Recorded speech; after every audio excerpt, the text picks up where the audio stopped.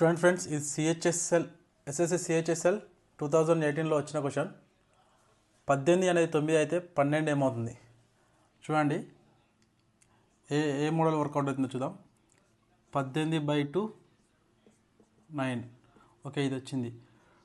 12/2 6 అంటే ఇది work out అవట్లే. Next వచ్చేసి 1 + 8 18 కదా. 18 = 1 + 8 9. ఓకే, ఇది 12 అంటే 1 + 2 అంటే 3 వస్తుంది. అంటే ఇది వర్కౌట్ అవ్వట్లే. ఓకే, ఇది వర్కౌట్ అవ్వట్లే, ఇది వర్కౌట్ అవ్వట్లే. చూడండి, మరి 18 స్క్వేర్ అంటే 324. 3 2 5 5 4 9. ఓకే, నెక్స్ట్ 12 స్క్వేర్ అంటే 144.